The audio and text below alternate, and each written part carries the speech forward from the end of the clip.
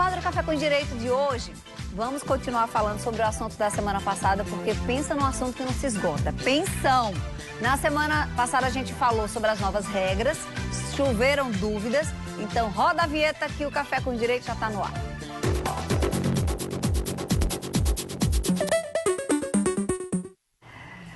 Sheila, bom dia. Bom dia, Fernandinha. A gente tava falando da mesa ali, porque a gente adora uma mesa posta, com certeza. né? Tá todo mundo elogiando. Tá linda a nossa mesa. Trabalho da Fabíola Beltrão. Sheilinha, a gente vai mostrar agora alguns fatos sobre a pensão alimentícia, tá? Entra a nossa arte aí, 8 fatos que você precisa saber sobre pensão. O primeiro deles, vamos ver aqui, porque tá pequenininho pra mim. Me dá aqui, vamos levantar. Ótimo. Pode ser paga entre pais e filhos, parentes, cônjuges, conviventes e para mulher grávida. A gente falou disso semana passada e hoje você queria falar com relação aos idosos que estão abandonados, né, Sheila? Exato, Fernandinha, porque quando eu vi você comentando com o pessoal a necessidade, né, que às vezes são realmente abandonados, muitas vezes não conseguiram nem o LOAS, que às vezes as instituições teriam que procurar um advogado, ou então já ir diretamente com o pessoal da Defensoria Pública para pleitear já para esses velhinhos, que com certeza não deve ter ninguém, para poder conseguir o LOAS, né, que é pelo menos um salário que ajuda a mantê-los na própria instituição. A outra questão, Fernandinha, é realmente saber se tem alguém, né, desses idosos que teria condições de pagar alguma pensão, que pode ser, gente, qualquer valor, né, dentro daquele binômio de necessidade e possibilidade de um sobrinho, ou no caso de um filho, de um neto, para ajudar esses familiares. Então aí é quando entra os parentes, né? Exatamente, eles parâmetros. E lembra que a semana passada a questão da grávida também perguntou? Tá aí muito claro que ela já pode sim, engravidou, não deu certa relação, separou, você pode sim exigir já os alimentos. Não precisa esperar o bebê nascer. De jeito nenhum. Não existe valor padrão. Muita gente pergunta, meu marido manda o zap pra gente. Foi mesmo, dos 20, meu marido dos 30. recebe tantos mil reais. Eu tenho direito a quanto? Aí a Sheila precisa dizer que não existe um padrão. Exatamente, vai depender. E eu sempre digo a vocês, ajudem o judiciário. Quando você quer alguma coisa na vida, a gente só não espera um terceiro, que seria o Estado em forma, né, do juiz, na forma do judiciário. Você já tem que levar, como a gente diz, qual é a necessidade da criança, quais são as despesas da criança ou do idoso para que a outra parte que irá pagar a pensão já tenha idade e o juiz, né, já tenha mais ou menos uma ideia de qual é a necessidade e aí vai buscar a possibilidade de quem vai pagar a pensão, Fernandinha. Ô, Sheila, então não é assim.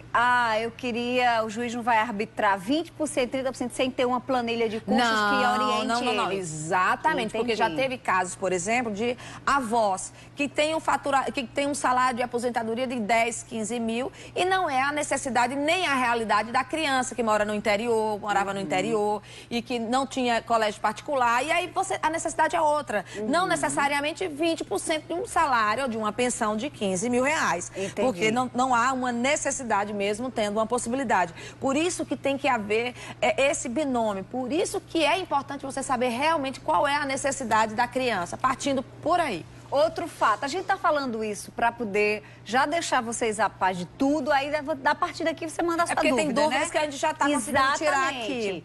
Pode ser pago em dinheiro ou benefícios, por exemplo, pagar plano de saúde, pagar diretamente a escola, pagar a aula de reforço inglês. Pode ser considerado pensão? Exatamente, Fernanda. Então, você pode estabelecer, por exemplo, se você tem um apartamento e aí você pode deixar a criança morando nesse apartamento, já é uma forma de pensão, também ter deixado, teria que pagar um aluguel, por exemplo. Você pode simplesmente ficar responsável pela escola, como a Fernanda falou, pelo plano de saúde, ou pela aula de reforço, pelo lazer, porque a criança vai passar todo final de semana com você, por exemplo. Você ficar responsável por comprar a vestimenta da criança.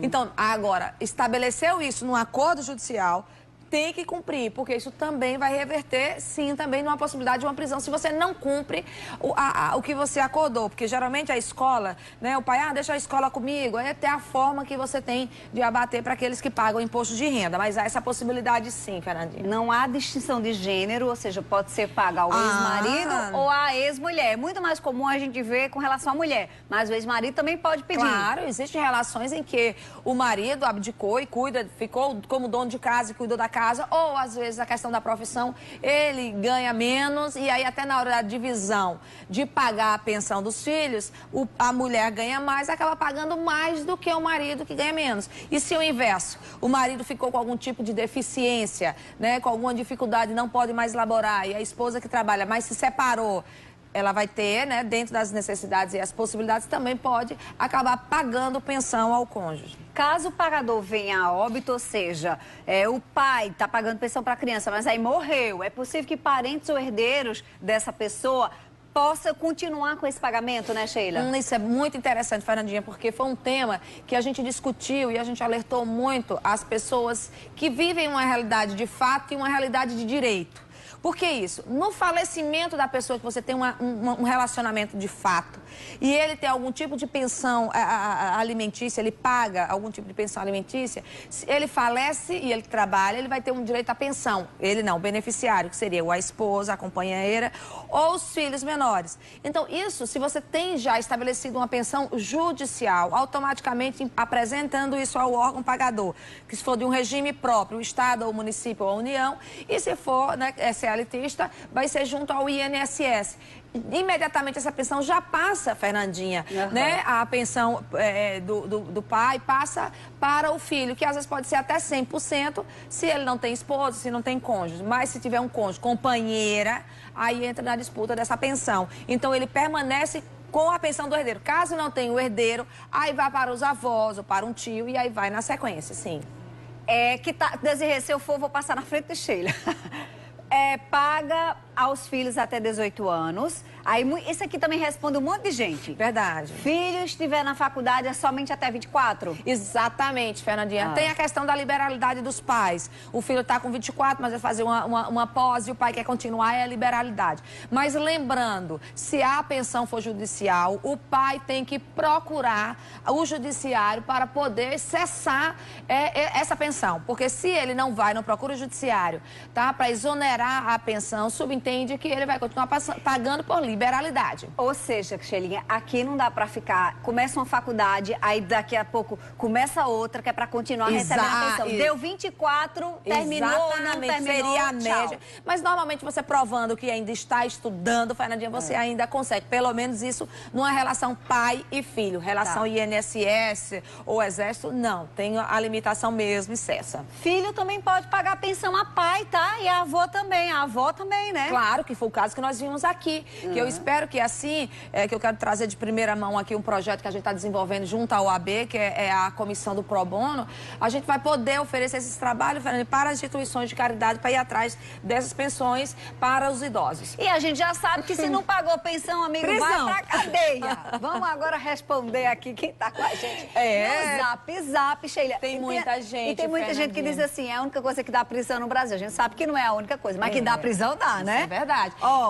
Sheilinha, quando é que a pessoa pode ser presa? 3 meses, 2 meses? Tem que estar... Exatamente, Fernanda. Primeiro você tem que requerer ao judiciário, apresentar a inadimplência e requerer o judiciário, que ele vai mandar uma intimação para ele pagar ou sob pena, né, de prisão. Se ele eximir a dívida, for lá e pagar e quitar a dívida, não há prisão. Mas se não, aí já sai o mandado, ser expedido o mandado de prisão, Fernandinho. Então, alguém pergunta aqui, meu ex ganha 2.500, salário bruto, não tem outros filhos, quanto ele deve pagar de pensão para o meu bebê? A gente respondeu, né, Sheila? Exatamente, faça a lista das necessidades.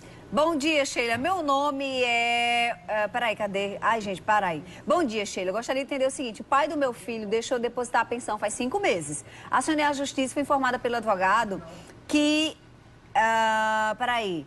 O advogado de uma pessoa que está envolvida em política, né, que iria fazer esse depósito, já que ele tinha recebido uma ordem judicial para realizar o pagamento há mais ou menos um mês atrás. Eu não entendi direito. Se ele não pagou, ele deveria ter sido preso? Meu nome é Janaína, eu sou de Campina Grande, já faz 6 meses e agora completou o 6º mês que ele não paga a pensão do filho. Ou seja, é como se ele tivesse transferido essa não dívida. Pode, até porque isso, como ela mesma falou, foi uma informação que ela soube de alguém. Vá nos autos do processo, chega lá, procure o seu advogado, vai verificar o que foi que aconteceu.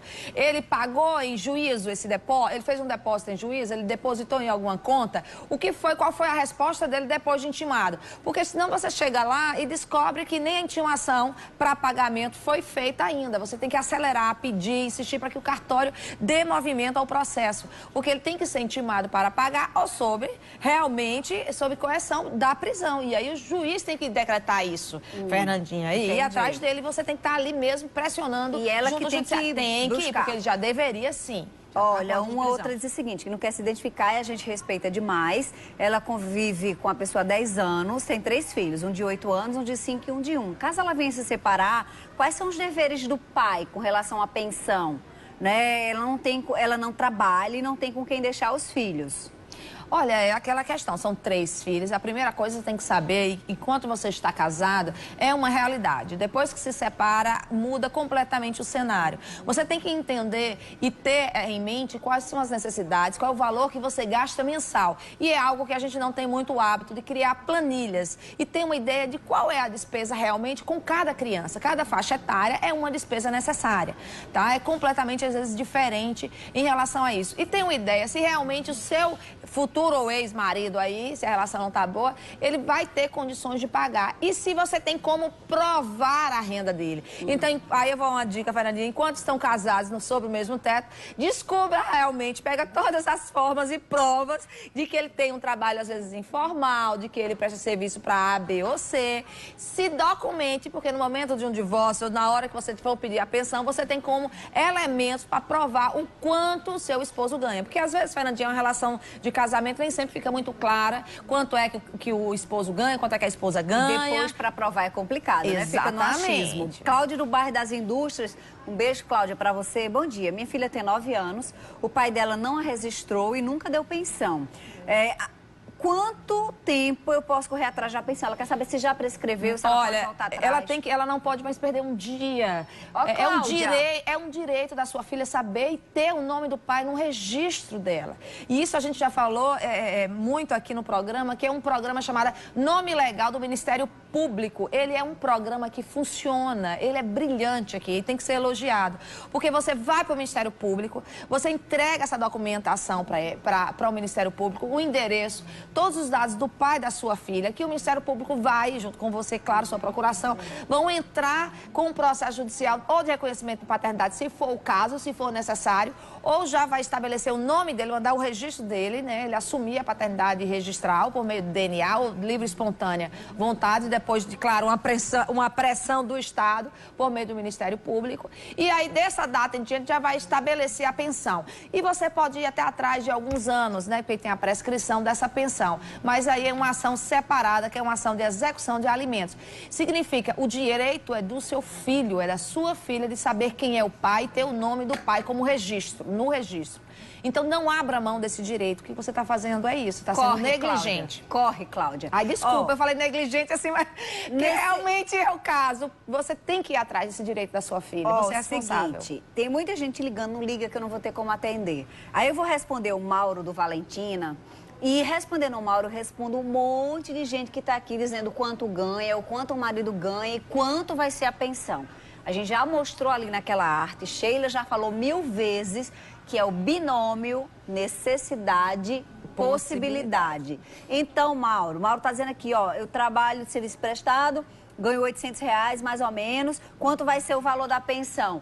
A gente não sabe dizer, né, Sheilinha? Exatamente. Cada caso é um caso específico. Seu filho é recém-nascido, quanto de fralda. Agora, seja responsável, compreenda realmente a necessidade da criança. Tem coisas no dia a dia que dá para você retirar, mas tem coisas que são necessidades básicas de uma criança. Então, você tem que assumir essa responsabilidade, porque é um direito até de sobrevivência. É o alimento, é a fralda da criança, é o remédio que a criança vai precisar. Então, é a roupa, é o cuidado. Se tem uma babá. Então, essa necessidade primordial, você não pode se ofuscar, mesmo ganhando 200, 300, 400 reais, nem seja 40%, 30% do que você puder fazer dentro da tua necessidade e da possibilidade da criança. Porque senão, pode haver a complementação que se uma mãe for esperta e saber brigar pelo direito do seu filho, ela vai atrás dos avós. Se o pai não tem condições de bancar, ou some ou desaparece, vai atrás dos avós, que os pais com certeza conseguem localizar e chamar o filho, chamar o feito à ordem e botar o filho para assumir a responsabilidade. No próximo bloco, a gente continua falando sobre pensão alimentícia. A gente vai falar sobre revisão. Tem casa aqui que diz que tentou, mas não conseguiu revisão, só que o filho está adolescente agora, os gastos aumentaram, ela está sem saber como fazer, a pensão continua em R$250, que já não dá mais para atingir. E aí, o que é que ela faz? Aciona também os avós? Não aciona? Enfim, a gente continua falando sobre isso. E se a sua dúvida é quanto você vai pagar de pensão, fica logo sabendo, a gente não vai poder responder isso. Porque o que vai determinar, a gente já aprendeu essa regrinha, é o binômio possibilidade versus necessidade, tá? Então vai fazer os custos dos teus filhos e aí entra na justiça e aí é o juiz quem vai determinar. Então se a sua dúvida é essa, nem escreve, a gente já respondeu.